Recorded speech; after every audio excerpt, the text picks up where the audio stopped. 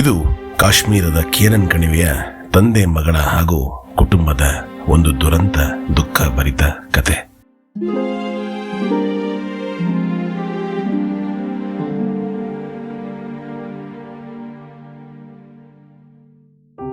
ಮಗಳು ಯಾವುದೋ ಒಂದು ಫಂಕ್ಷನ್ಗೆ ಅಲ್ಲಿ ಹೋಗಿದ್ರಂತೆ. ಹೋಗಿ ವಾಪಸ್ ಬರೋಕ್ಕಾಗದೆ ಇವತ್ತು ಪಾಕಿಸ್ತಾನದಲ್ಲೇ ತಮ್ಮ ಜೀವನವನ್ನು ನಡೆಸ್ತಾ ಇದ್ದಾರೆ.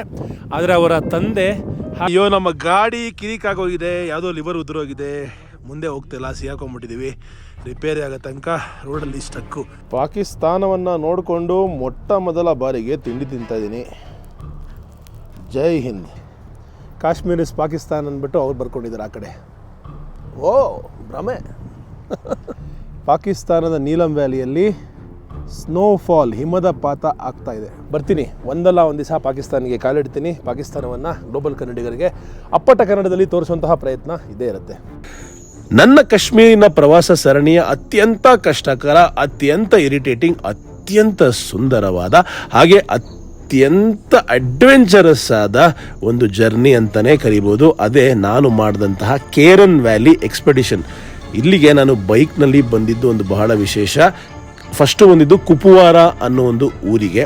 ಅಲ್ಲಿಂದ ಕ್ರಾಲ್ಪುರ ಪೊಲೀಸ್ ಸ್ಟೇಷನ್ಗೆ ಹೋಗಿ ಪೊಲೀಸ್ ಪರ್ಮಿಷನ್ ತೊಗೋಬೇಕು, ಅವ್ರು ಕೊಡಲಿಲ್ಲ, ಅದಕ್ಕೊಂದು ಸರ್ಕಸ್ಸು. ಅದಾದಮೇಲೆ 2 ದಿವಸ ಮಳೆ ಬಂದು ಸ್ನೋಫಾಲ್ ಆಗಿ ರೋಡ್ ಬಂದಾಗೋಯ್ತು. ಅದು 2ನೇ ಪ್ರಾಬ್ಲಮ್ಮು. ನೋಡಿ ಹೆಂಗಿದೆ ವೆದರ್ ಇಲ್ಲಿ ಅಂತ. 1 ನಿಮಿಷ ಮಳೆ, ಒಂದು ದಿವಸ ಬಿಸಿಲು, ಇನ್ನೊಂದು ದಿವಸ ಚಳಿ. ಅದಾದಮೇಲೆ ಲೋಕಲ್ ಮಾರ್ಕೆಟ್ನ ಎಕ್ಸ್ಪ್ಲೋರ್ ಮಾಡಿ ನನ್ನ 800 ರೂಪಾಯಿ ಹೋಟ್ಲಲ್ಲಿ ಉಳಿದು, ಇಲ್ಲಿ ಹೀಟರ್ ಬೇರೆ ಇರಲಿಲ್ಲ, -10, ಗಡ ಗಡ ಗಡ ಗಡ ನಡುಕ. ಅದಾದ ಮೇಲೆ ವಾಪಸ್ಸು ಬಂದು ಅವರೊಂದು ಸುಮೋನ ತೊಗೊಂಡು ರೆಡಿಯಾಗಿ ಗಾಡಿಗೆ ಚೈನ್ ಹಾಕ್ಕೊಂಡು, ನೋಡಿ ಸ್ನೋಫಾಲ್ ಆಗಿದೆ, ಇಲ್ಲಿ ಜಾರ್ ಬಿದ್ದೋಗ್ಬಿಡ್ತೀವಿ, ಸೊ ಹುಷಾರಾಗಿ ಗಾಡಿಗಳಿಗೆ ಚೈನ್ ಹಾಕ್ಕೊಂಡು ಟೈರ್ನ ಕಟ್ಟಿ ಬಿಗಿಯಾಗಿ ರಿಸ್ಕ್ ತೊಗೊಂಡು 3 ಗಂಟೆ ಸ್ನೋ ಮೇಲೆ ಓಡಿಸಿ ಗಾಡಿಯನ್ನು ಫೈನಲಿ ನಾವು ಬಂದು ರೀಚ್ ಆಗ್ತೀವಿ. ಸುಂದರವಾದ ತಾಣ ನೋಡಿ ಹೆಂಗಿದೆ ಅಂತ ಕೇರನ್ ವ್ಯಾಲಿ. ಬಂದು ರೀಚ್ ಆದ್ವಿ ಕೇರನ್ ಕಣಿವೆಗೆ. ನನ್ನ ಜೊತೆಗೆ ಬಂದಂಥ ಇಷ್ಟು ಜನರು ಒಂದೇ ಸುಮೋಲ್ ಕೂತಿದ್ರು, ಅವರೆಲ್ಲರಿಗೂ ಗುಡ್ ಬೈ ಹೇಳಿ ನನ್ನ ಜರ್ನಿ ಶುರು ಮಾಡ್ತೀನಿ. ನಂಬಕ್ಕೆ ಆಗ್ತಾ ಇಲ್ಲ, ಕೊನೆಗೂ ಬಂದು ತಲುಪಿದ್ದೀನಿ ಕೇರನ್ ವ್ಯಾಲಿಗೆ. ನೀವು ನೋಡ್ತಾ ಇದ್ದೀರಾ ಭಾರತ ದೇಶ,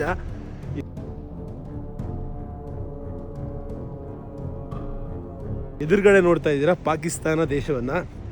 ಈಗಷ್ಟೇ ಸಿಕ್ಕಾಪಟ್ಟೆ ಇಂಟ್ರೋಗೇಷನ್ ಆಯಿತು ಇಂಡಿಯನ್ ಆರ್ಮಿಯಿಂದ. ಆಲ್ಮೋಸ್ಟ್ ಅರ್ಧ ಗಂಟೆ ಬ್ಯಾಗ್ ಚೆಕ್ಕಿಂಗು, ಪ್ರತಿಯೊಂದು ವಸ್ತುನೂ ತೆಗೆದು ಎಲ್ಲದನ್ನು ಚೆಕ್ ಮಾಡಿ ಫೈನಲಿ ಬಿಟ್ಟರು. ಅದಾದಮೇಲೆ ಇಲ್ಲಿಯ ಮೇಜರ್ ಆಫೀಸರ್ ಕೂಡ ಒಳಗೆ ಆಫೀಸಿಗೆ ಕರೆದು ಮಾತಾಡಿಸಿ ಖುಷಿಯಾಯಿತು. ಭಾಳ ದಿವಸ ಆಗಿತ್ತು, ಟೂರಿಸ್ಟ್ ಯಾರೂ ಬಂದಿರಲಿಲ್ಲ, ಏನಕ್ಕೆ ಬಂದಿದ್ದೀರಾ ಅಂತೆಲ್ಲ ಕ್ವೆಶ್ಚನ್ ಕೇಳಿ ಫ್ರೆಂಡ್ಲಿಯಾಗಿ ಮಾತಾಡಿಸಿ ತುಂಬ ಚೆನ್ನಾಗಿ ಹ್ಯಾಂಡ್ಲ್ ಮಾಡಿದ್ರು.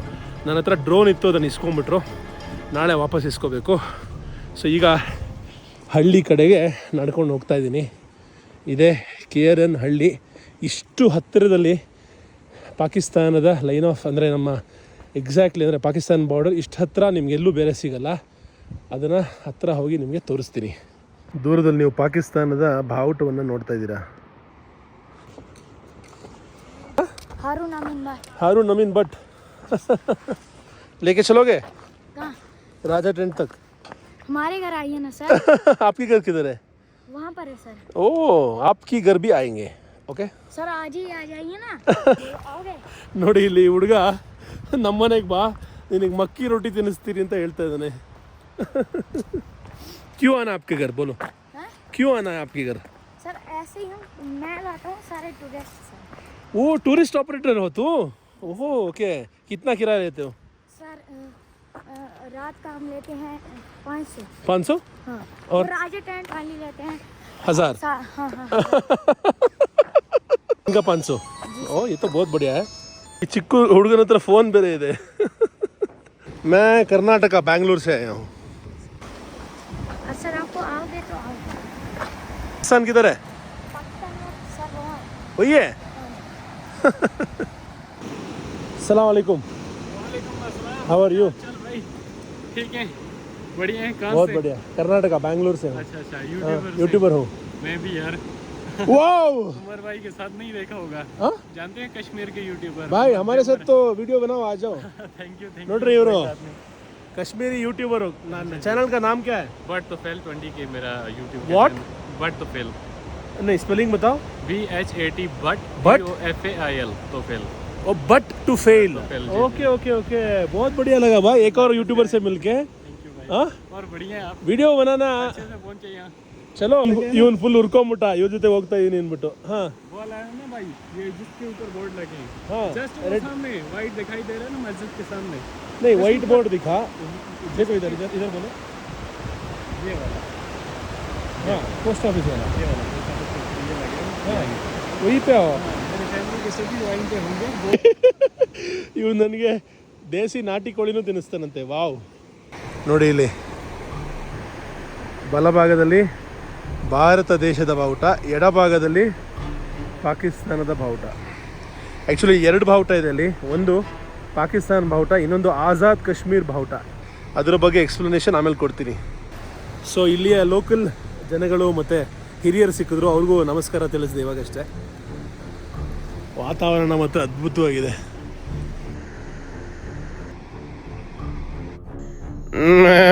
ಜೈ ಹಿಂದ್ ನಮ್ಮಲ್ಲಿ ಮೇಕೆಗಳು ಜೈ ಹಿಂದ್ ಅಂತವೆ ಮನೆ ಇರೋದು ಇಲ್ಲಂತೆ ನಮ್ಮ ಮನೆಗೆ ಬರೋ ತನಕ ನಿಮ್ಮನ್ನೆಲ್ಲೂ ಬಿಡಲ್ಲ ಅಂತ ಏನೇ ಅಲ್ಲಿ ಕಾಣಿಸ್ತಾ ಇದೆಯಾ ಅದೇ ಅವ್ರ ಮನೆ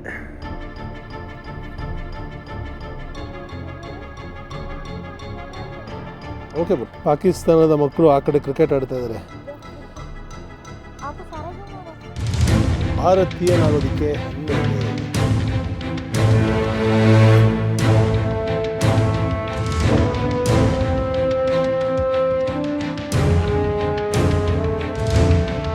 देखो आप पूछ रहे थे ना हम कौन किधर है आप किधर हो कश्मीर इधर है ना और कर्नाटका इधर है ये ओके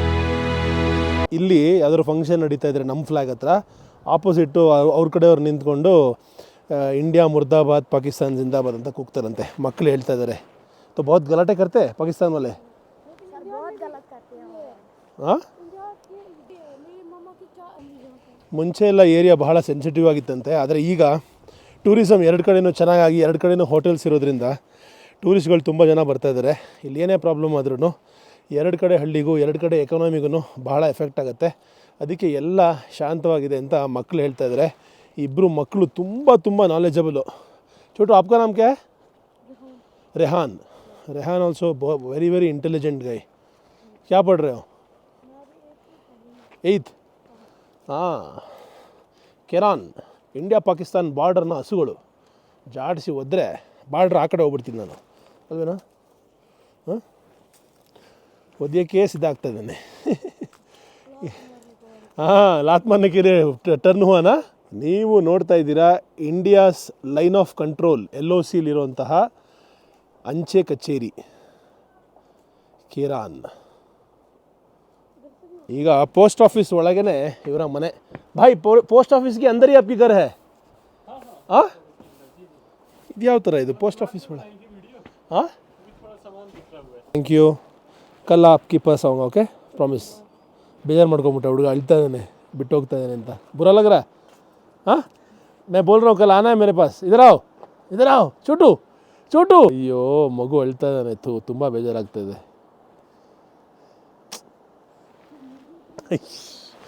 ಮಕ್ಕಳು ಅವನಂತೂ ಯಪ್ಪ ಒಂದೇ ನಿಮಿಷದಲ್ಲಿ ಅಟ್ಯಾಚ್ ಆಗ್ಬಿಟ್ಟ ಸೊ ಇವತ್ತು ಉಳ್ಕೊಳ್ಳೋವಂತಹ ಅರೇಂಜ್ಮೆಂಟ್ ಆಗಿದೆ ತೌಫಿಕ್ ಬಾಯ್ ಕಡೆಯಿಂದ ಕಿಟಕಿಯಿಂದ ಆಚೆ ಏನೆಲ್ಲ ನೋಡಿದ್ದೀನಿ ಗುರು ಆದರೆ ಯಾವತ್ತೂ ಕಿಟಕಿಯಿಂದ ಆಚೆ ಪಾಕಿಸ್ತಾನದ ಬಾರ್ಡರ್ನ ನೋಡಿಲ್ಲ ಕಿಟಕಿಯಿಂದ ಆಚೆ ನೋಡಿದ್ರೆ ಪಾಕಿಸ್ತಾನದ ಬಾರ್ಡ್ರು ಅಯ್ಯಯ್ಯೋ ನಮ್ಮ ಪ್ರೊಟೆಕ್ಷನ್ಗೆ ಭಾರತ ದೇಶದ ಫ್ಲ್ಯಾಗು ಸದ್ಯ ಇಲ್ಲೇ ಇದೆ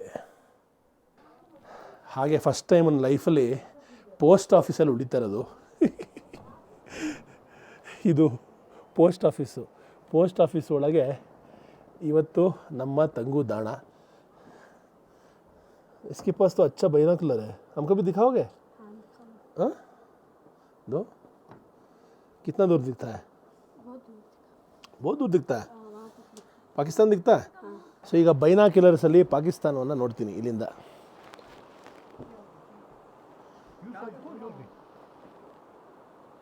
ಸೊ ಫ್ಲ್ಯಾಗ್ ಕಾಣಿಸ್ತಾ ಇದೆ,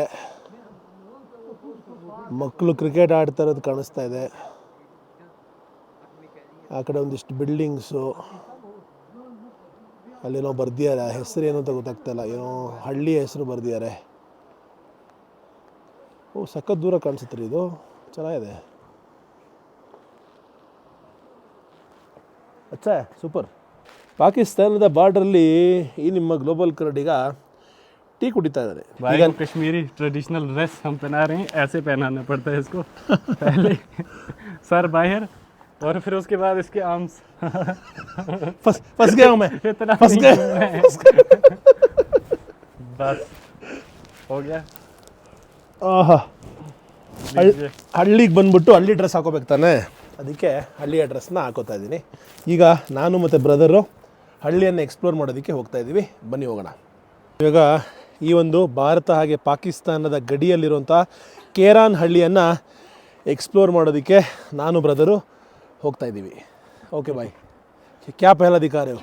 जी सबसे पहले हम दिखाएंगे इससे क्लोज वाली जगह, हाँ जहाँ से आप आवाज़ अगर करें उसको तो इजीली वहाँ से सुन पाते हैं. ಓಕೆ, ये जगह क्या है? ये इसको सेल्फी पॉइंट भी बोलते हैं. ಇಲ್ಲಿ ಎಲ್ಲ ರೀತಿಯ ಡೆಲ್ಲಿಗೆ ಎಷ್ಟು ದೂರ? 930 ಕಿಲೋಮೀಟರ್. ಜೈಪುರ, ಆಗ್ರಾ, ಗಾಂಧಿನಗರ್, ಮುಂಬೈ, ಹೈದರಾಬಾದ್, ಇಂಪಾಲ್, ಚೆನ್ನೈ, ಪೋರ್ಟ್ ಬ್ಲೇರ್. ಬೆಂಗಳೂರು ಯಾಕಿಲ್ಲ? Where is Bengaluru? ಬೆಂಗಳೂರು भी डालना चाहिए भाई. जी बेंगलुरु नहीं डाला है, बेंगलोर हमारे लोग नाराज हो जाएंगे. जरूर जरूर, काफ़ी लोग बोल रहे हैं कि ये वाली जगह भी मेंशन कर दो, तो अगली बार हम जरूर यहाँ पे मेंशन करवाएंगे. ओके, या फिर हम भी जाते वक्त लिख के जाएंगे. ಇಲ್ಲಿ ಬೇರೆ ಬೇರೆ ನೋಡಿ, ಇಸ್ಲಾಮಾಬಾದ್ಗೆ ಇಲ್ಲಿಂದ 407 ಕಿಲೋಮೀಟ್ರ್, ರಾವಲ್ಪಿಂಡಿ, ಪೇಶಾವರ್, ಲಾಹೋರ್. ಬರ್ತೀನಿ, ಒಂದಲ್ಲ ಒಂದು ದಿವಸ ಪಾಕಿಸ್ತಾನಿಗೆ ಕಾಲಿಡ್ತೀನಿ. ಪಾಕಿಸ್ತಾನವನ್ನು ಗ್ಲೋಬಲ್ ಕನ್ನಡಿಗರಿಗೆ ಅಪ್ಪಟ ಕನ್ನಡದಲ್ಲಿ ತೋರಿಸುವಂತಹ ಪ್ರಯತ್ನ ಇದ್ದೇ ಇರುತ್ತೆ. ಕಾಶ್ಮೀರ್ ಇಸ್ ಪಾಕಿಸ್ತಾನ್ ಅಂದ್ಬಿಟ್ಟು ಅವ್ರು ಬರ್ಕೊಂಡಿದ್ದಾರೆ ಆ ಕಡೆ.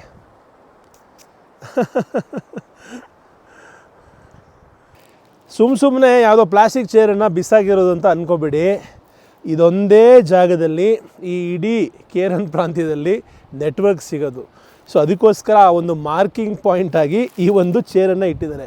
ಇಲ್ಲಿ ಫೋನ್ ಮಾಡಬೇಕಾ, ನಿಮ್ಮ ಗರ್ಲ್ ಫ್ರೆಂಡಿಗೆ SMS ಕಳಿಸ್ಬೇಕಾ, ನಿಮ್ಮ ಹೆಂಡತಿಗೆ ಹಾಯ್ ಹೇಳಬೇಕಾ, ಅಥವಾ ಏನಾದರೂ ಪ್ರಾಬ್ಲಮ್ ಆದರೆ ಹಾಸ್ಪಿಟ್ಲಿಗೆ ಫೋನ್ ಮಾಡಬೇಕಾ, ಏನೇ ಮಾಡಬೇಕು ಅಂದ್ರೂ ಈ ಒಂದು ಪಾಯಿಂಟ್ಗೆ ಬರಲೇಬೇಕು, ಇಲ್ಲಾಂದರೆ ನೋ ನೆಟ್ವರ್ಕ್.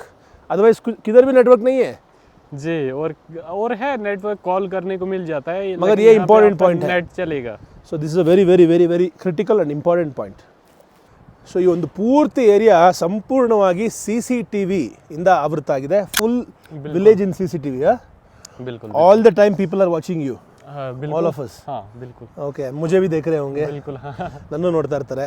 ಇಂಡಿಯನ್ हमारी आर्मी जाग रही है और हम लोग चैन से सो रहे हैं. ನೋಡಿ ಏನು ಹೇಳ್ತಾ यहाँ ಇದ್ದಾರೆ. पे कोई भी किसी भी तरह का आपको ऐसा थ्रेट नहीं मिलेगा. यहाँ पे आप सोचोगे टेरर या कुछ इस तरह की कोई भी यहाँ पे डिस्टर्बेंस नहीं है. ಏನೂ ಆಗಲ್ಲ. बिल्कुल अच्छा माहौल है यहाँ पे. ಸಖತ್ ಪೀಸ್ ಆ್ಯಂಡ್ ಕಾಮ್ ಮಾಹೌಲ್. वो देखो वहाँ पे लिखा हुआ है कश्मीर इक्वल्स टू पाकिस्तान. हाँ ನೋಡ್ರಿ, उनको ऐसे लगता है ना, Kashmir is equal to Pakistan. ಅನ್ಕೊಳ್ಳಿ ಬಿಡಿ. ಓ ಭ್ರಮೆ. देखो स्नोफॉल. ಹಾಂ ನೋಡಿ, ಇಲ್ಲಿ ಪಾಕಿಸ್ತಾನದ ಹಳ್ಳಿಗಳಲ್ಲಿ ಸ್ನೋಫಾಲ್ ಆಗ್ತಾ ಇದೆ. Those are Pakistan villages right? बिल्कुल बिल्कुल. हाँ?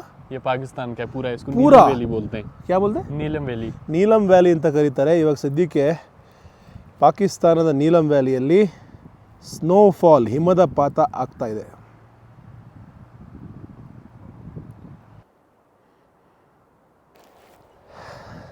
ಇದು ನಿಮ್ಗೆಲ್ಲರಿಗೂ ಗೊತ್ತು, ಎಲಿಪ್ಟಿಕಲ್ ಅಂತ ಕರಿತೀವಿ ಇದನ್ನು. ಜಗತ್ತಲ್ಲಿ ಎಷ್ಟೋ ಜಿಮ್ಗಳಲ್ಲಿ ಈ ನಿಮ್ಮ ಗ್ಲೋಬಲ್ ಕನ್ನಡಿಗ ವರ್ಕೌಟ್ ಮಾಡಿದ್ದಾನೆ. ಆದರೆ ನಾನಿವಾಗ ಇದ್ದೀನಿ ಭಾರತದ ಗಡಿ ಒಳಗೆ, ಲೈನ್ ಆಫ್ ಕಂಟ್ರೋಲಲ್ಲಿ. ಆಪೋಸಿಟ್ ನಿಮಗೆ ಕಾಣಿಸ್ತಾ ಇರೋದು ಪಾಕಿಸ್ತಾನ. ಸೊ ಜೀವನದಲ್ಲಿ ಫಸ್ಟ್ ಟೈಮು ಪಾಕಿಸ್ತಾನವನ್ನು ನೋಡಿಕೊಂಡು ಭಾರತ ದೇಶದಲ್ಲಿ ಜಿಮ್ ಮಾಡ್ತಾಯಿದ್ದೀನಿ. ಬಾರ್ಡರ್ನ ಕತೆಗಳು ಇಲ್ಲಿ ಕೂತಿದ್ದಾಗ ಬಹಳ ಇಂಟ್ರೆಸ್ಟಿಂಗ್ ಆದ ಒಂದೆರಡು ವಿಷಯಗಳನ್ನು ಕೇಳ್ಪಟ್ಟೆ. ಅದನ್ನು ನಿಮ್ಗೆ ಎಕ್ಸ್ಪ್ಲೇನ್ ಮಾಡೋಣ ಅಂತ ಅನಿಸ್ತು, ಅದಕ್ಕೆ ಇಲ್ಲಿ ಕೂತ್ಕೊಂಡೆ. ಇದು ಕಾಶ್ಮೀರದ ಕೇರನ್ ಕಣಿವೆಯ ತಂದೆ ಮಗಳ ಹಾಗೂ ಕುಟುಂಬದ ಒಂದು ದುರಂತ ದುಃಖ ಭರಿತ ಕತೆ. ಕೇರನ್ ಗ್ರಾಮದ ಮೂಲದ 85 ವರ್ಷದ ಔರಂಗಜೇಬ್ ಖಾನ್ ತನ್ನ ತಂದೆ 1 ಶತಮಾನದ ಹಿಂದೆ ನಿರ್ಮಿಸಿದ ಮರದ ಗುಡಿಸಿಲಿನಲ್ಲಿ ನಿರಾಶ್ರಿತ ಜೀವನವನ್ನು ನಡೆಸ್ತಿದ್ದಾರೆ. ಖಾನ್ ಹಿಂದೆ ಕೇರನ್ ಕಣಿವೆಯಲ್ಲಿ ನಡೆದ ಎಲ್ಲ ಅನಾಹುತಗಳನ್ನು ಮತ್ತು ಅದರ ರೂಪಾಂತರವನ್ನು ಅನುಭವಿಸಿದ್ದಾರೆ. ಖಾನ್ ಸಾಹೇಬರು ಯುದ್ಧದಲ್ಲಿ ಅಂದರೆ ಭಾರತ ಹಾಗೆ ಪಾಕಿಸ್ತಾನದ ನಡುವೆ ನಡೆದಂತಹ 1990ನೇ ಇಸ್ವಿಯಲ್ಲಿ ನಡೆದ ಯುದ್ಧದಲ್ಲಿ ತನ್ನದು ಅನ್ನುವ ಪ್ರತಿಯೊಂದನ್ನು ಕಳೆದುಕೊಂಡಿದ್ದಾರೆ. 1990ರಲ್ಲಿ ನಿಯಂತ್ರಣ ರೇಖೆ ಅಥವಾ LOC ಬಳಿ ಆದಂತಹ ಗುಂಡಿನ ದಾಳಿ ಮತ್ತು ಭಾರೀ ಬಾಂಬ್ ದಾಳಿಗಳು ಅನೇಕ ಜನರನ್ನು ಈ ಪ್ರದೇಶದಿಂದ ಇನ್ನೊಂದು ಬದಿಗೆ ವಲಸೆ ಹೋಗುವಂತೆ ಮಾಡಿತು. ಅಲ್ಲಿವರೆಗೂ ಈ ಒಂದು ಕೇರನ್ ಪ್ರಾಂತ್ಯದಲ್ಲಿ ಪಾರ್ಟಿಷನ್ನ ನಂತರ 1947ರ ನಂತರ ಕೂಡ ಸಾಕಷ್ಟು ಪಾಕಿಸ್ತಾನದಿಂದ ಈ ಹಿಂದೂಸ್ತಾನದಿಂದ ಪಾಕಿಸ್ತಾನಕ್ಕೆ ಚಿಕ್ಕ ಬ್ರಿಡ್ಜ್ ಕೂಡ ಇತ್ತು. ಅಲ್ಲಿಂದ ಇಲ್ಲಿಗೆ ಬರೋರು, ಕೆಲಸಕ್ಕೆ ಆ ಕಡೆ ಹೋಗೋರು, ಮದುವೆ ಮುಂಜಿಯಿಂದ ಮೀಟ್ ಮಾಡೋಕ್ಕೆ ಹೋಗೋರು, ಸಾಕಷ್ಟು ವ್ಯಾಪಾರ ವಹಿವಾಟು, ಮಾರ್ಕೆಟು ಪ್ರತಿಯೊಂದು ಇರ್ತಾ ಇತ್ತು. ಆದರೆ 1990ರಲ್ಲಿ ನಡೆದಂತಹ ಭೀಕರ ದಾಳಿಗೆ ಎಲ್ಲ ಸ್ಥಗಿತಗೊಂಡು ಆ ಕಡೆಯಿಂದ ಈ ಕಡೆ ಬರೋದನ್ನು ಸಂಪೂರ್ಣವಾಗಿ ಸ್ಟಾಪ್ ಮಾಡಿಬಿಟ್ರು. ಫೆಬ್ರವರಿ 2021ರಲ್ಲಿ ಭಾರತ ಹಾಗೆ ಪಾಕಿಸ್ತಾನ ನಡುವಿನ ಕದನ ವಿರಾಮ ಒಪ್ಪಂದವನ್ನು ಪುನರುಚ್ಚರಿಸಿದ ನಂತರ ಕೇರನ್ ಕಣಿವೆಯಲ್ಲಿ ಮತ್ತೆ ಶಾಂತಿ ಕಾಣುವಂತೆ ಆಯಿತು. ಔರಂಗಜೇಬ್ ಅವ್ರಿಗೂ ಹಾಗೆ ಈ ಒಂದು ದುರಂತಕ್ಕೂ ಏನು ಸಂಬಂಧ ಅಂತ ಕೇಳೋದಾದರೆ, ಇವರ ಇಬ್ಬರು ಹೆಣ್ಣುಮಕ್ಕಳು, ಹೆಂಡತಿ, ಹಾಗೆ ಸಂಬಂಧಿಕರು, ಹಾಗೆ ಸಹೋದರರ ಕುಟುಂಬ ಪಾಕಿಸ್ತಾನದ ಕಡೆಗೆ ಒಂದು ಮದುವೆ ಫಂಕ್ಷನ್ಗೋಸ್ಕರ ಆ ಕಡೆ ಹೋಗಿರ್ತಾರೆ. ಹೋದಾಗ ಈ ಒಂದು ಯುದ್ಧ ಶುರುವಾಗ್ಬಿಡುತ್ತೆ. ಅವರುಗಳು ವಾಪಸ್ಸು ಬರೋದಕ್ಕೆ ಸಾಧ್ಯ ಆಗಲ್ಲ ಅಥವಾ ಅವಕಾಶ ನೀಡಲ್ಲ. ಇವರು ಇಲ್ಲೇ ಉಳ್ಕೊಂಡ್ಬಿಡ್ತಾರೆ, ಅವರು ಆ ಕಡೆನೇ ಉಳ್ಕೋತಾರೆ. ಅದಾದ ಮೇಲೆ ಅವ್ರು ಯಾವತ್ತೂ ಮತ್ತೆ ಒಬ್ಬರನ್ನೊಬ್ಬರು ನೋಡೋಕ್ಕೆ ಆಗಲ್ಲ. ಬಹಳ ವರ್ಷಗಳ ನಂತರ ಮಗಳನ್ನು ಅದೇ ಬಾರ್ಡರ್ ಪ್ರದೇಶದಲ್ಲಿ ಮದುವೆ ಮಾಡಿಕೊಡ್ತಾರೆ, ಆ ಕಡೆ ಪಾಕಿಸ್ತಾನದಲ್ಲಿ. ಆಗ ನದಿಯ ತೀರದಲ್ಲಿ ನಿಂತ್ಕೊಂಡು ಒಮ್ಮೆ ಮಗಳ ಮುಖವನ್ನು ಔರಂಗಜೇಬ್ ನೋಡ್ತಾರೆ. ಅದಾದ ಮೇಲೆ ಇವತ್ತಿನವರೆಗೂ ಒಂದೆರಡು ಸರಿ ವಿಡಿಯೋ ಕಾಲಲ್ಲಿ ಮಾತಾಡಿದಾರಂತೆ. ಸೊ ಈ ಒಂದು ಕತೆ ಕೇಳಿದಾಗ ಮನಸ್ಸು ಕಲ್ಕೋಯ್ತು. ಯಾಕೆಂದರೆ ಯುದ್ಧದಿಂದ ಏನೆಲ್ಲ ಔರಂಗಜೇಬ್ ಅವರ ಜೀವನದಲ್ಲಿ ಅಲ್ಲೋಲ ಕಲ್ಲೋಲ ಆಗೋಯ್ತು ಅನ್ನೋದನ್ನು ನೋಡ್ಬೋದು.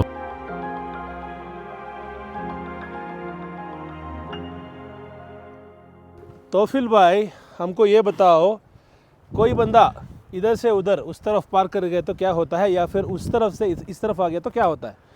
वैसे तो अभी किसी ने किया नहीं 90 के बाद। हाँ। ना यहाँ का वहाँ गया, ना वहाँ का यहाँ आ रहा है। ओके, तो सभी एक दूसरे का माहौल देख रहे हैं। जैसे आप देख रहे हैं अभी अच्छा माहौल है, तो वो हमें वहाँ से वेव दे रहे हैं और यहाँ से हम उनकी गाड़ियाँ वहाँ से जा रही हैं। तो सारा कुछ अभी अच्छा है। सभी तो लोग अगर आते कोई ಈಗ ಯಾರು ಕ್ರಾಸ್ ಮಾಡಿಬಿಟ್ರೆ ಏನಾಗುತ್ತೆ ಅಂತ ಕೇಳ್ತಾ ಇಲ್ಲ. अगर कोई क्रॉस कर गया क्या होता है? हैं। शूट होगा। शूट? हाँ, हो सकता है। बॉर्डर है।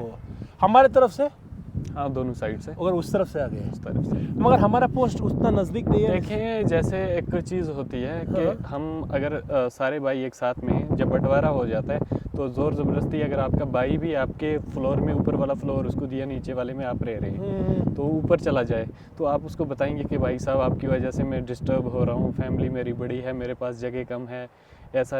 अगर वो ना कहने पे बताए तो आप उनसे भी फाइट कर लेंगे। जाहिर सी बात है। ಎಷ್ಟು ಒಳ್ಳೆ ಮಾತು ಹೇಳಿದ್ರು ನೋಡಿ ಬ್ರದರು ತೋಫಿಲ್ಲು. ಅಂದರೆ ಅಣ್ಣ ತಮ್ಮಂದರು, ಈಗ ಹುಟ್ಟಿದ ಅಣ್ಣ ತಮ್ಮಂದರು ಬೆಳೀತಾ ದಾಯಾದಿಗಳು ಅಂತ ಒಂದು ಮಾತಿದೆ.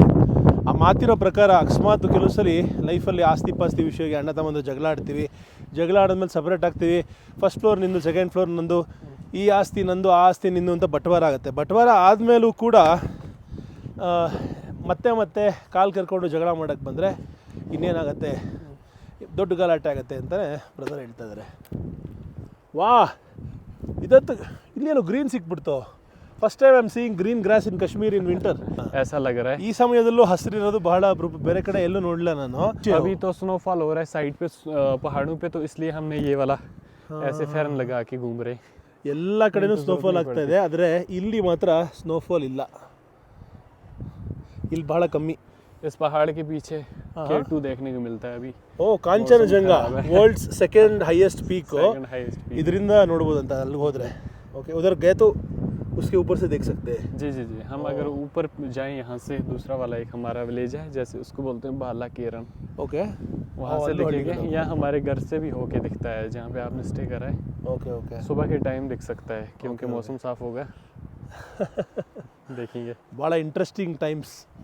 हमें यहाँ से जाना है। वापस ಸೊ ಈ ಒಂದು ಬಾರ್ಡರ್ ಹಳ್ಳಿಯ ಜನಸಂಖ್ಯೆ ಸರಿಸುಮಾರು 12ರಿಂದ 12,500 ಸಾವಿರ ಅಂತೆ.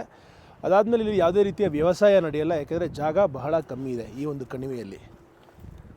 ಕೇರನ್ ಪ್ರದೇಶದ ಜಾಸ್ತಿ ಜಾಗ ಇಂದಿನ ಆಜಾದ್ ಕಾಶ್ಮೀರ್ ಅಂತ ಏನು ಪಾಕಿಸ್ತಾನ ಕರೀತಾರೆ ಅವ್ರ ಹತ್ರ ಜಾಸ್ತಿ ರೀಜನ್ ಇದೆ. ನಮ್ಮ ಹತ್ರ ಈ ಕಡೆ ಕಮ್ಮಿ ರೀಜನ್ ಇರೋದ್ರಿಂದ ಫಾರ್ಮಿಂಗು ವ್ಯವಸಾಯ ಏನು ನಡೆಯಲ್ಲ. ಮತ್ತು ತುಂಬ ಕಲ್ಲುಗಳಿದೆ ನೋಡಿ ಎಲ್ಲ ಕಡೆನೂ. ಈಗ ಇಲ್ಲಿ ನೀವು ನೋಡ್ತಾ ಇರೋಂತಹ ನದಿಯ ಹೆಸರು ಕಿಶನ್ ಗಂಗಾ, ಆದರೆ ಪಾಕಿಸ್ತಾನದ ಜನಗಳು ಇದನ್ನು ನೀಲಂ ನದಿ ಅಂತ ಕರೀತಾರಂತೆ. ಬಹುತ್ ಸುಂದರ ನದಿ. ಇದರಿಂದ ನೀವು ಬಹಳ ಕ್ಲಿಯರಾಗಿ ನೋಡ್ಬೋದು ಅವರ ಹಳ್ಳಿಗಳನ್ನು ಆ ಸೈಡು.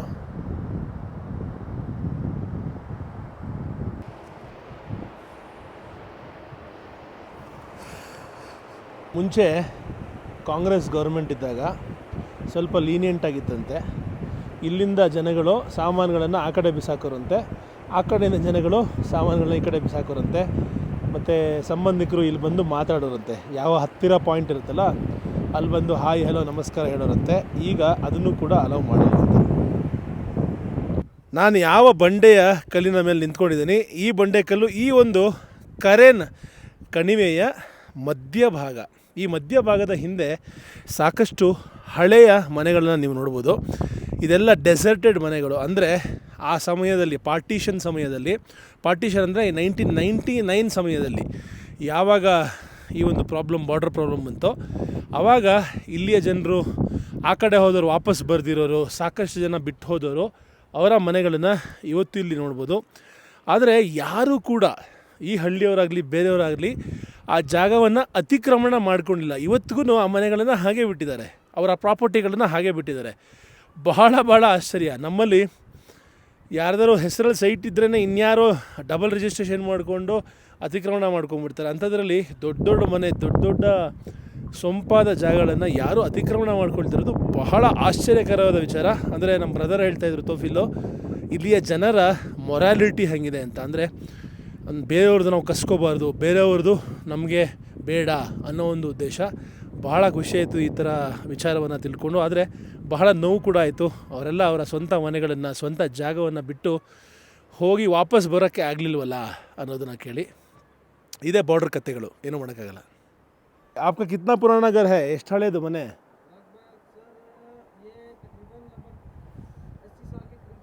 80 ವರ್ಷದ ಹಳೆಯ ಮನೆ ಬಾರ್ಡ್ರಲ್ಲಿ.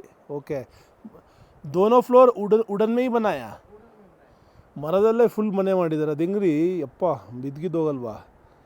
तो साउंड वोंड नहीं होता है क्या? नहीं ऐसा नहीं. नीचे वाले को ऊपर का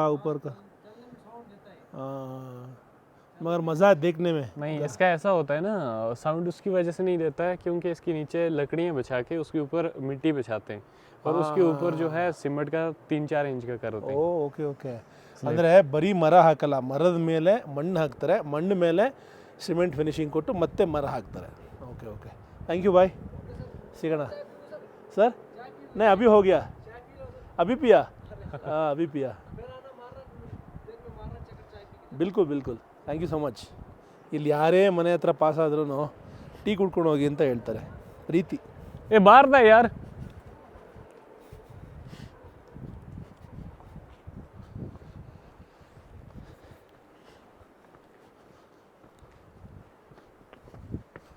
ಇಲ್ಲೆಲ್ಲೋ ಬೆಂಕಿ ಆಗ್ತಾಯಿದೆ, ಬೆಂಕಿ ಕಾಯಿಸ್ಕೊಳ್ಳೋಣ ಬನ್ನಿರಿ, ಚಳಿ ಆಗ್ತಾಯಿದೆ.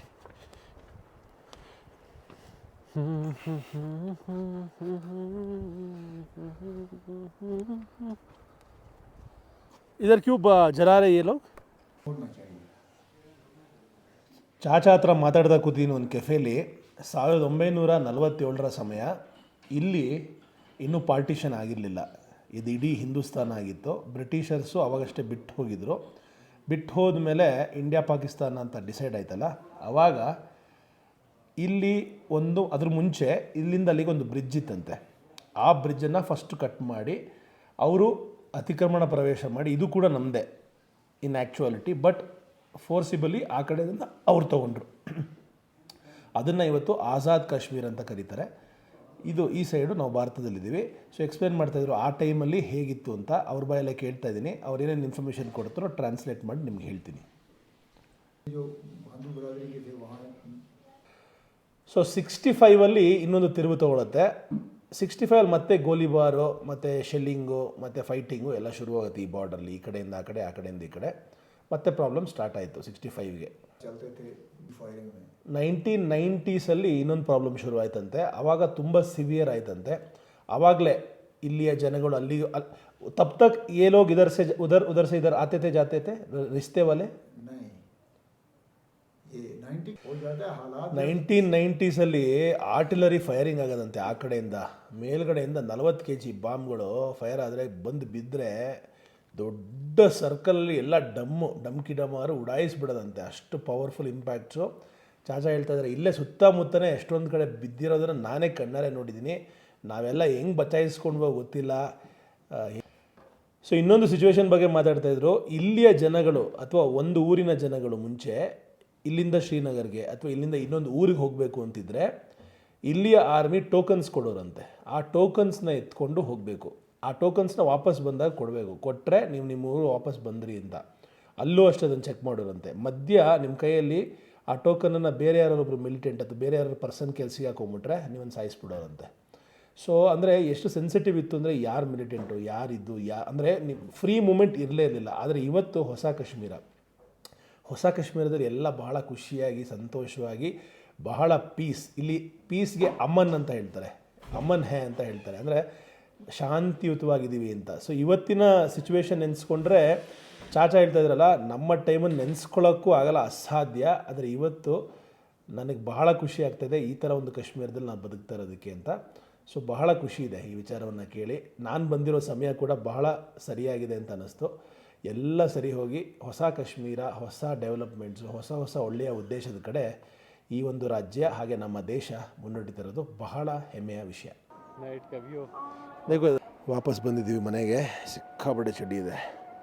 ಜೀವನದಲ್ಲಿ ಫಸ್ಟ್ ಟೈಮು ಇಂಡಿಯಾ ಪಾಕಿಸ್ತಾನ್ ಬಾರ್ಡ್ರಲ್ಲಿ, ಪಾಕಿಸ್ತಾನ್ 25 ಮೀಟ್ರ್ ದೂರದಲ್ಲಿ ಮನೆಯಲ್ಲಿ ಮಲ್ಕೋತಾ ಇದ್ದೀನಿ. ಈ ಟಾಯ್ಲೆಟ್ಗೆ ಹೋಗ್ತಾ ಇದ್ದೀನಿ ಪಾಕಿಸ್ತಾನ ಇಂಡಿಯಾ ಬಾರ್ಡ್ರಲ್ಲಿ. ಎದುರುಗಡೆಯವರು ಪಾಕಿಸ್ತಾನವರು ನಮ್ಮನ್ನ ನೋಡ್ತಾ ಇರ್ತಾರೆ ಯಾವಾಗಲೂ.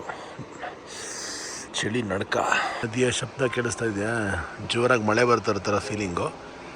ಮೇಲ್ಗಡೆ ನೋಡಿದ್ರೆ ಪೂರ್ಣ ಚಂದ್ರ.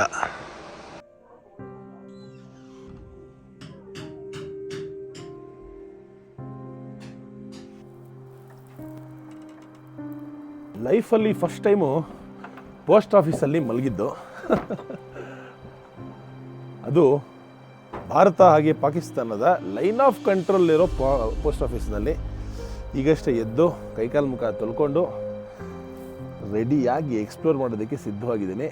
ಅರ್ಲಿ ಮಾರ್ನಿಂಗ್ ವಾಕು ಕುಕ್ರಳ್ಳಿ ಕೆರೆ, ಕಾರಂಜಿ ಕೆರೆ, ಉತ್ರಳ್ಳಿ ಕೆರೆ ಅಲ್ಲಿ ಇಲ್ಲಿ ಮಾಡ್ತಾಯಿದ್ವಿ. ಈಗ ಇಂಡಿಯಾ ಪಾಕಿಸ್ತಾನ್ ಬಾರ್ಡ್ರಲ್ಲಿ ಬೆಳಗಿನ ನಡಿಗೆಯನ್ನು ಮಾಡೋಣ.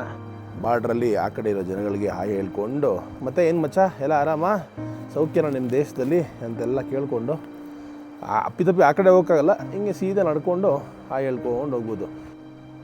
ಬಾ ಮಚ್ಚ ನಮ್ಮೂರಿಗೆ ಟೀ ಕುಡ್ಕೊಂಡು ಹೋಗುವಂತೆ, ಅಥವಾ ಬಾ ಮಚ್ಚ ನಮ್ಮ ಅಂಗಡಿಗೆ ಅಂತ ಕರೆದ್ರೆ ಆ ಕಡೆ ಏನಾದ್ರು ಹೋದರೆ ವಾಪಸ್ ಮತ್ತೆ ಯಾವತ್ತೂ ಈ ಕಡೆ ಬರೋಕ್ಕಾಗಲ್ಲ. ಸೊ ಸೈಲೆಂಟಾಗಿ ಈ ಕಡೆಯಿಂದನೇ ಎಲ್ಲ ಮಾಡಬೇಕು. ಪಾಕಿಸ್ತಾನವನ್ನು ನೋಡಿಕೊಂಡು ಮೊಟ್ಟ ಮೊದಲ ಬಾರಿಗೆ ತಿಂಡಿ ತಿಂತಾಯಿದ್ದೀನಿ. ಜೈ Hind.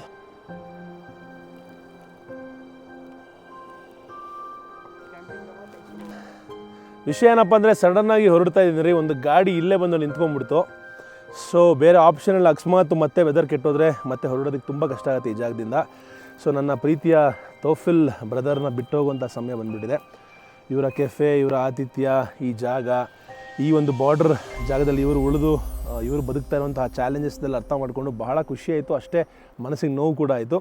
I wish you and your future all the very best.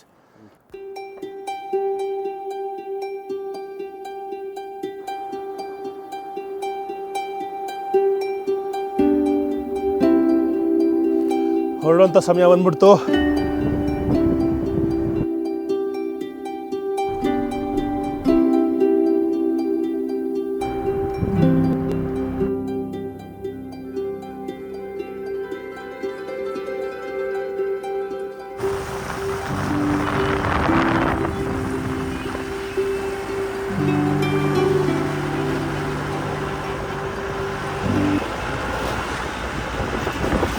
ಅಯ್ಯೋ ನಮ್ಮ ಗಾಡಿ ಕಿರಿಕಾಗೋಗಿದೆ, ಯಾವುದೋ ಲಿವರ್ ಉದುರೋಗಿದೆ, ಮುಂದೆ ಹೋಗ್ತಿಲ್ಲ, ಸಿಗಾಕೊಂಡ್ಬಿಟ್ಟಿದ್ದೀವಿ. ರಿಪೇರಿ ಆಗೋ ತನಕ ರೋಡಲ್ಲಿ ಸ್ಟಕ್ ಎಂಥ ಲೊಕೇಶನ್ ಸ್ಟಕ್ ಆಗಿದ್ದೀವಿ ನೋಡಿ. ಅಯ್ಯಯ್ಯೋ, ಯಾರಿಲ್ಲ ಇಲ್ಲಿ ಹೇಳೋರು ಕೇಳೋರು. ಇಂಥ ಜಾಗದಲ್ಲಿ ನಾನು ಸ್ಟಕ್ ಆಗ್ಬಿಟ್ರೆ ಅಷ್ಟೇ ಕತೆ ನಿಮ್ಮ ಲೈಫು. ನಮ್ಮ ಡ್ರೈವರ್ ಅಣ್ಣ ಎಲ್ಲಿ ಅಂತ ಹುಡುಕ್ತಾ ಇದೆ, ನೋಡಿದ್ರೆ ಇಲ್ಲಿ ಅಂಡರ್ಗ್ರೌಂಡ್ ಆಗ್ಬಿಟ್ಟಿದ್ದಾರೆ, ಇಲ್ಲಿ ಒಳಗೆ ಕೆಲಸ ಮಾಡ್ತಾಯಿದ್ದಾರೆ. ಅಯ್ಯಯ್ಯೋ, ಕೆಳಗಡೆ ಒಂದು ಕವರ್ ಬೇರೆ ಹಾಕ್ಕೊಂಡಿದ್ದಾರೆ. ಅವ್ರು ನೋಡಿ ಮುಂದೆ ಇರೋದು ಸ್ಟಕ್ ಆಗ್ಬಿಟ್ಟಿದ್ದಾರೆ, ನಮ್ಮಿಂದ ಒಂದೇ ಗಾಡಿ ಹೋಗೋಕ್ಕಾಗೋದು. ಈ ಥರ ಎಲ್ಲ ಚಾಲೆಂಜಸ್ ಇದೆ. ಅಯ್ಯೋ, ನಾಲ್ಗೆ ಹೊರಳುತ್ತಾ ಇಲ್ಲ. ಈ ಥರ ಎಲ್ಲ ಚಾಲೆಂಜಸ್ ಇರುತ್ತೆ ಇಲ್ಲಿ, ಏನೂ ಮಾಡೋಕ್ಕಾಗಲ್ಲ.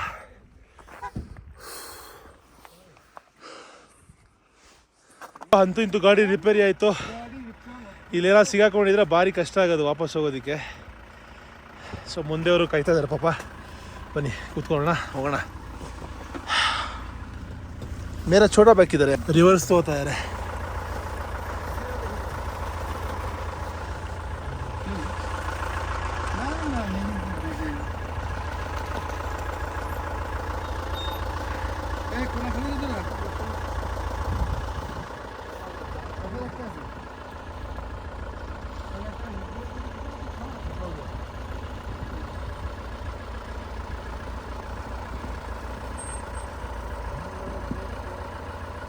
हम लोगों को समझ सको तो समझ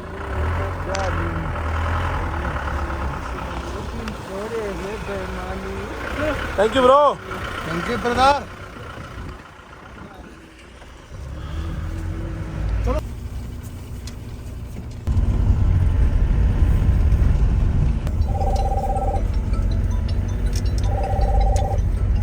ಫುಲ್ ಮಿಲಿಟರಿ ವೆಹಿಕಲ್ಸ್ ಬರ್ತಾ ಇದೆ, ಅದಕ್ಕೋಸ್ಕರ ನಾವು ಹಿಂದಿಗೆ ಹೋಗ್ತಾ ಇದ್ದೀವಿ.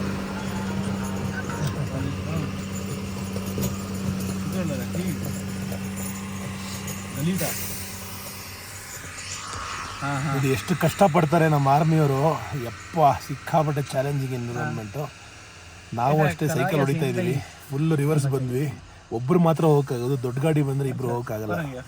ಸೊ ಇನ್ನೂ ಬರ್ತಾನೆ ಇದೆ ಒಂದು ದೊಡ್ಡ ಬೆಟಾಲಿಯನ್ನು. ಯಪ್ಪ, ಇದು ಈ ಥರ ರೋಡ್ ಹಾಕಿರೋರು, ಇದೇ ಸ್ಪೆಷಲ್ ಒಂದು ಕಂಪನಿ ಇದೆ, ಗೌರ್ಮೆಂಟ್ ಇದೆ, ಬಾರ್ಡರ್ ರೋಡ್ ಆರ್ಗನೈಸೇಷನ್ ಅಂದ್ಬಿಟ್ಟು ಅವರು ಈ ಥರ ರೋಡ್ ಹಾಕ್ತಾರೆ.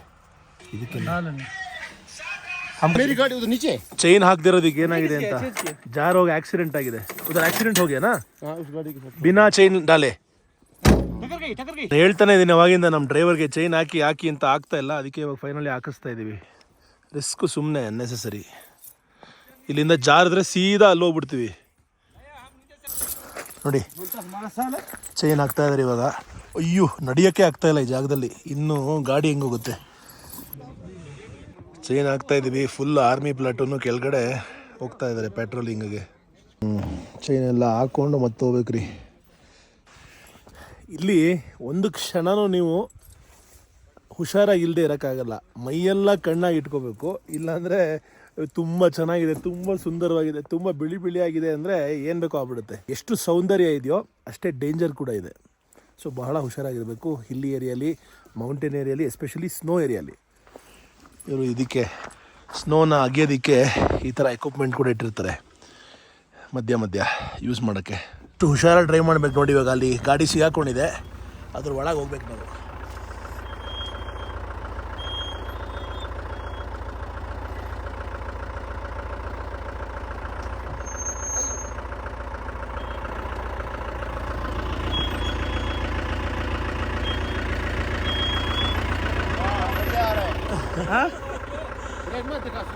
हाँ सर ठीक है, निकल जाओगे ना, हो सकता है मुड़ जाए. नहीं मुड़ेगा. चलो चल इधर आ, थोड़ा इधर चल उधर. क्यों पकड़ जी के साथ.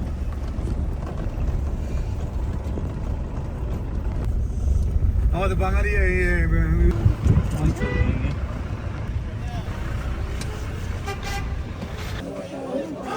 ವಾಪಸ್ ಬಂದು ರೀಚ್ ಆಗಿದ್ದೀನಿ ಕುಪ್ವಾರಾಗೆ.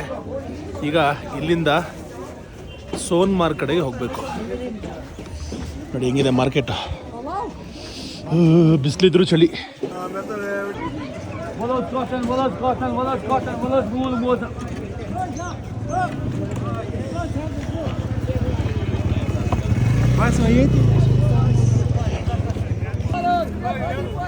ವಾಪಸ್ ಹೋಗಿ ಬೈಕ್ ಇಸ್ಕೋಬೇಕು. ಕೀ ಮತ್ತು ಹೆಲ್ಮೆಟ್ ಇವ್ರ ಹತ್ರನೇ ಕೊಟ್ಟಿದ್ದೀನಿ.